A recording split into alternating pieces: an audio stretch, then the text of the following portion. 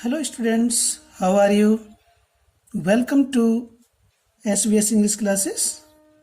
You are welcome back again to video number 3.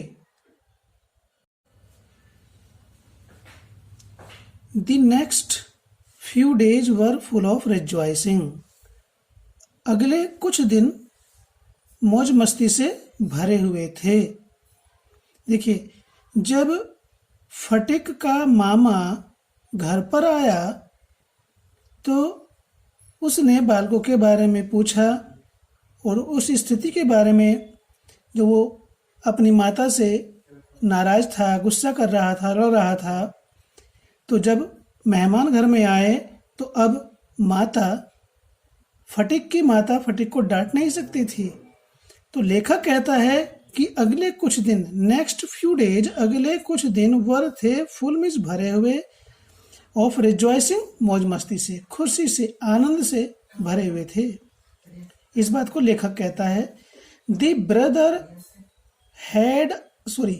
Brother asked after the education of the two boys.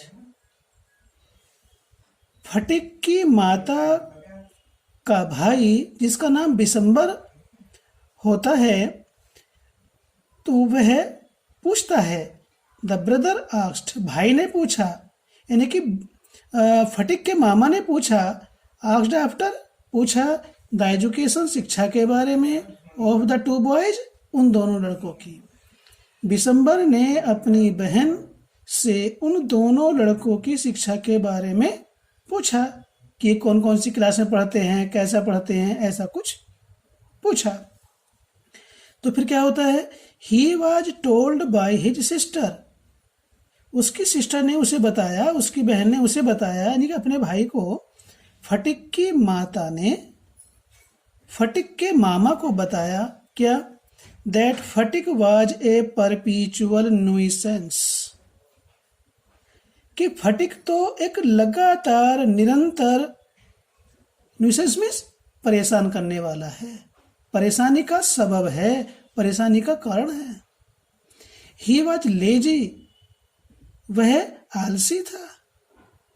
Disobedient, अवज्ञाकारी, यानी कि आज्ञा को न मानने वाला था। वाइल्ड, असभ्य था। Rude, uncivilised. तो ये फटिक की माता फटिक के बारे में बिशंबर अपने भाई को बता रही है कि ये फटिक एक लगातार, निरंतर, हमेशा एक परेशानी का कारण रहता है, आलसी है, अवज्ञाकारी है और असभ्य है।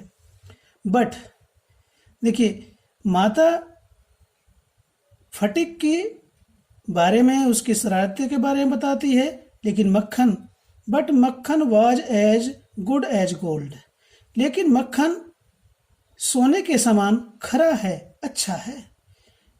एज गुड, इतना अच्छा है, एज गोल्ड, जितना कि सोना होता है।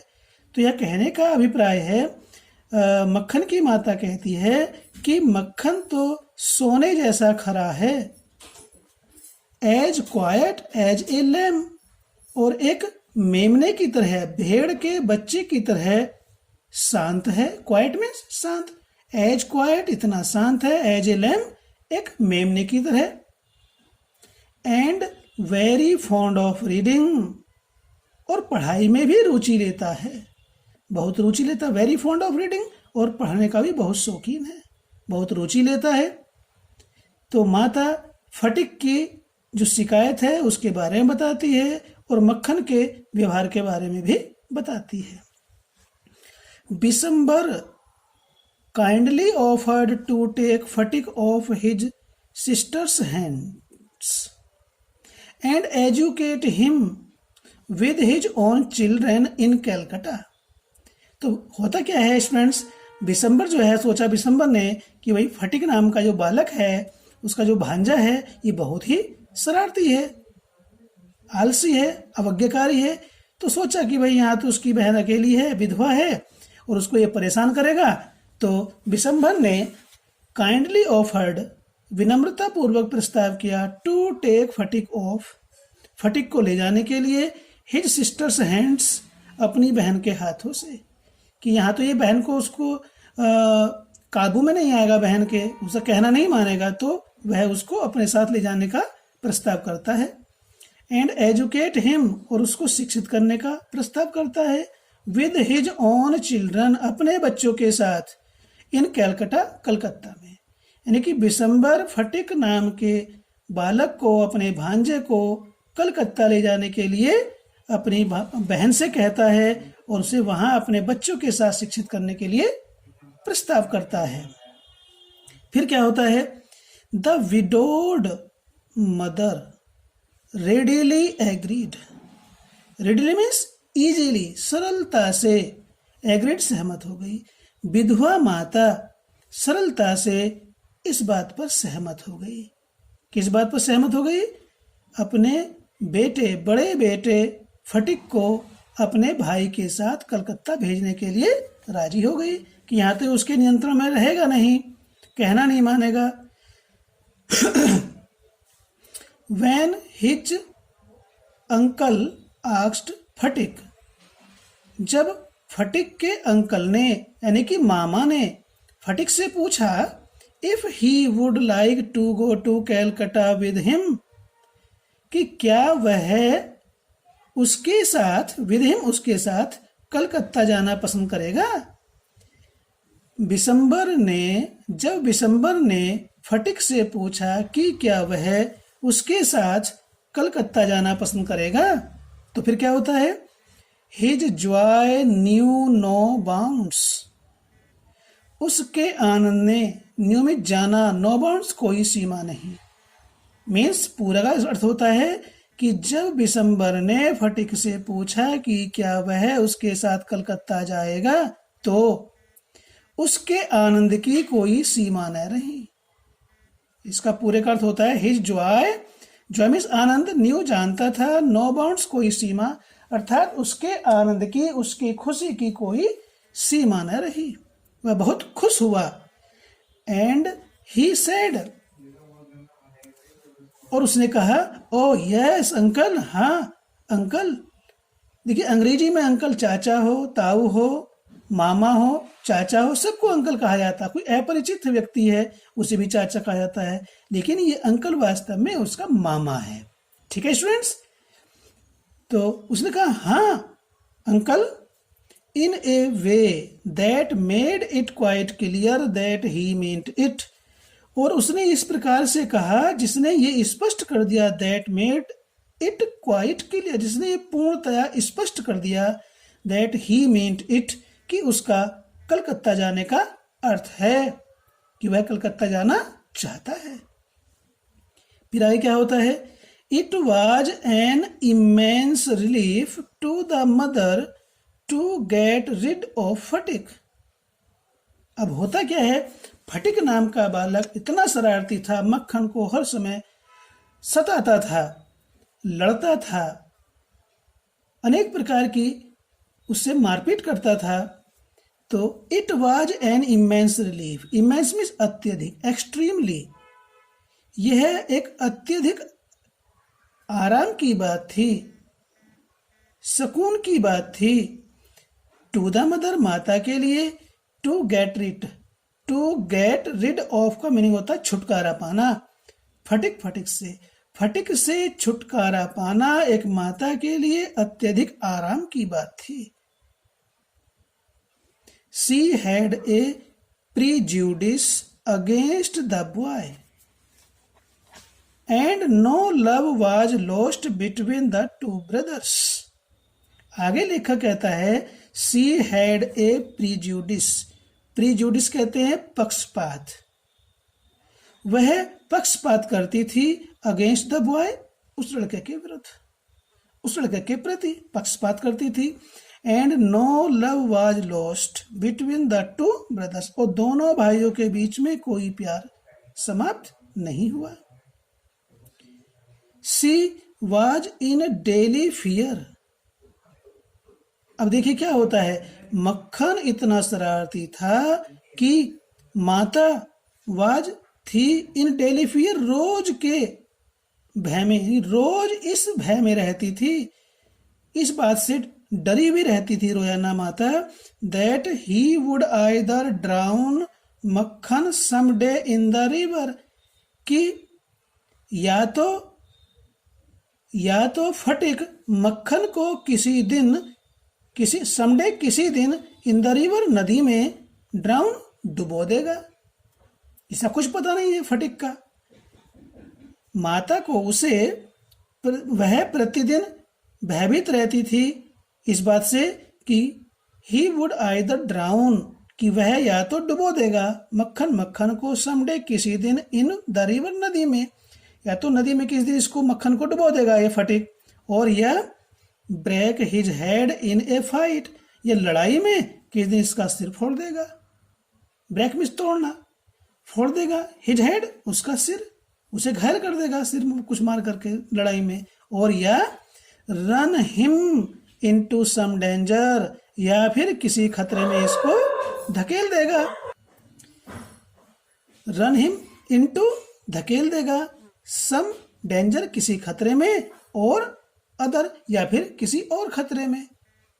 तो इस बात से माता मक्खन के बारे में प्रतिदिन भयभीत रहती थी कि फटिक मक्खन के साथ कोई अनहोनी ना कर दे, कहीं इसे नदी में ना डुबो दे, कहीं लड़ाई करते समय इसका सिर ना फोड़ दे, कहीं किसी खतरे में या किसी दूसरे खतरे में इसको ना धकेल दे, धक्का दे दे इसको। इस बात की चिंता, इस बात का भय माता को लगा रहता था प्रतिदिन। एट द सेम टाइम, फिर भी she was somewhat distressed to see Phatik's extreme eagerness to get away. फिर भी माता वॉज समवॉट डिस्ट्रेस्ड, कुछ उदास थी। डिस्ट्रेस्ड मीन्स उदास। टू सी देखकर फटिक्स एक्सट्रीम ईगरनेस, फटिक की अत्यधिक उत्सुकता, फटिक की अत्यधिक उत्सुकता, एक्सट्रीम मीन्स अत्यधिक, ईगरनेस में उत्सुकता, टू गेट अवे दूर जाने के लिए। फिर भी वह फटिक की दूर जाने की अत्यधिक उत्सुकता को देख करके वह कुछ उदास थी। कौन उदास थी? फटिक की माता। इससे आगे क्या होता है? फटिक as soon as all was settled kept asking his uncle every time when they were to start। जब परिवार में मक्खन, फटिक, उसकी माता और उसके मामा बिशंबर के बीच ये तय हो गया कि फटिक अपने मामा के साथ कलकत्ता पढ़ने के लिए जाएगा, तो फटिक as soon as, ज्यों ही, ऑल वाज सेटल्ड, सब कुछ व्यवस्थित हो गया, तब त्यों ही क्या होता है? Phatik kept asking his uncle every minute, प्रति क्षण प्रति पल फटिक अपने अंकल से ये पूछता रहा। क्या पूछता रहा? When they were to start, वे कब प्रस्थान करेंगे, उन्हें कब यहाँ से रवाना होना है। इस बात को फटिक अपने मामा से पूछता रहा, क्योंकि ये निश्चित हो गया था कि वह अपने मामा के साथ कलकत्ता जाएगा। उस फटिक का भी मन बन गया था, वो भी जाने के लिए इच्छुक था, और माता भी भेजने के लिए तैयार हो गई। यद्यपि थोड़ी सी उदास थी फटिक की इस अत्यधिक उत्सुकता को देख करके। फिर क्या होता है? He was on pins and needles all day long with excitement। होता क्या है, जब ये निर्धारित हो गया कि फटिक अपने मामा के साथ कलकत्ता जाएगा और वहाँ पढ़ाई करेगा अपने ममेरे भाइयों के साथ, तो होता क्या है? He was on pins and needles all day long, all day long सारा दिन, with excitement उत्साह के साथ, सारा दिन उत्साह के साथ। क्या था? ऑन पिंस एंड निडल्स का मतलब मीनिंग होता है रेसलेस। वह पूरे दिन उत्साह के साथ बेचैन रहा, उसे ये होता पल पल भारी हो रहा था। तो ही वाज रेसलेस, इसका मीनिंग यहाँ से यहाँ तक हुआ रेसलेस। वह बेचैन था, परेशान था, ऑल डे लॉन्ग, सारा दिन, विद एक्साइटमेंट, उत्साह से। क्या उत्साह था? कलकत्ता जाने के उत्साह से पूरे दिन वह बेचैन रहा। और फिर क्या हुआ जब रात हुई? एंड ले अवेक, और जागता रहा। मोस्ट ऑफ द नाइट, अधिकतर रात को। रात में उसे नींद भी ठीक से नहीं आई कलकत्ता जाने के उत्साह में। ठीक है। ही bequeathed टू मक्खन in perpetuity his fishing rod, his big kite and his marbles। अब होता क्या है, फटिक तो जा रहा था कलकत्ता, अब उसकी जो भी चीजें थी, ही bequeathed मीन्स होता है उसने सौंप दी, हैंडेड ओवर, सौंप दिया मक्खन को। क्या? इन परपिचुइटी, हमेशा की तरह। इन परपिचुइटी का मीनिंग है हमेशा की तरह।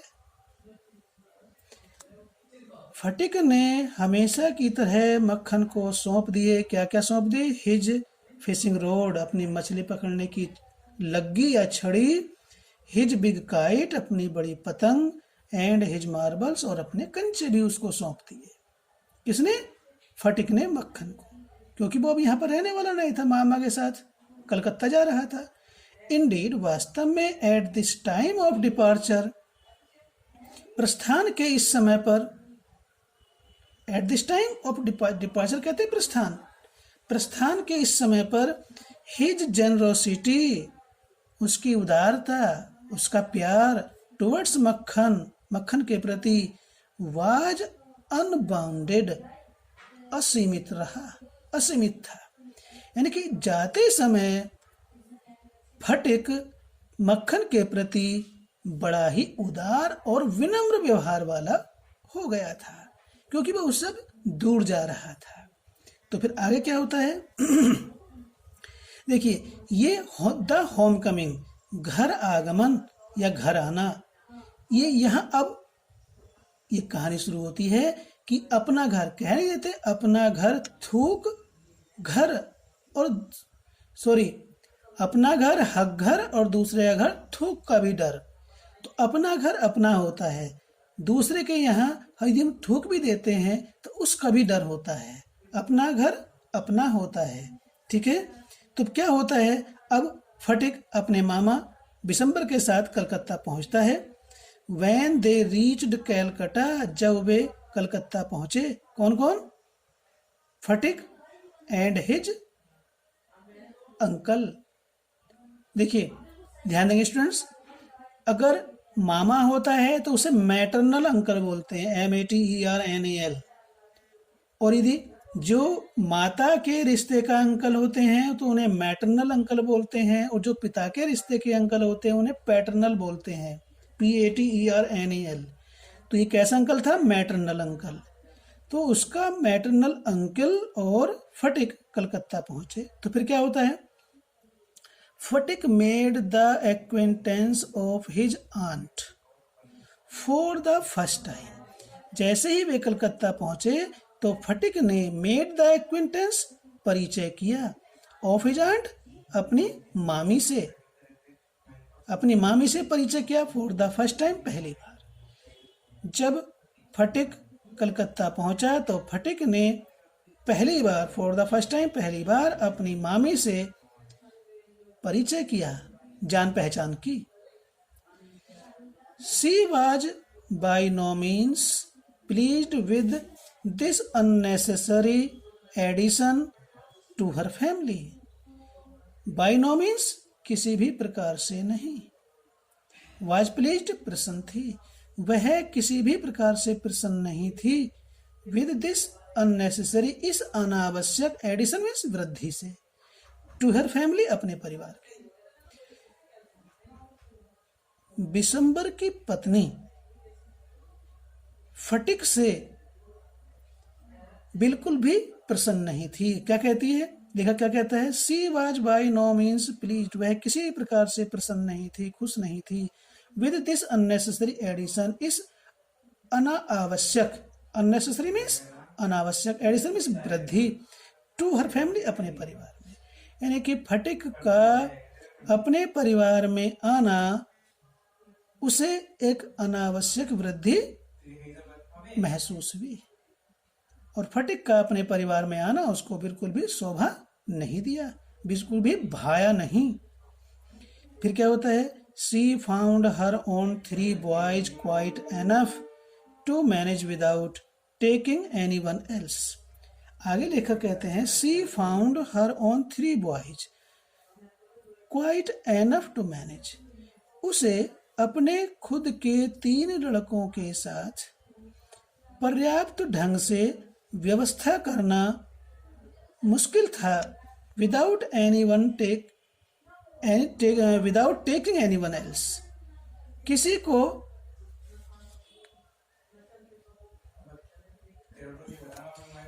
को किसी अन्य के बिना अपने 3 लड़कों के साथ अपने खुद के 3 लड़कों के साथ प्रबंध करना काफी कठिन था।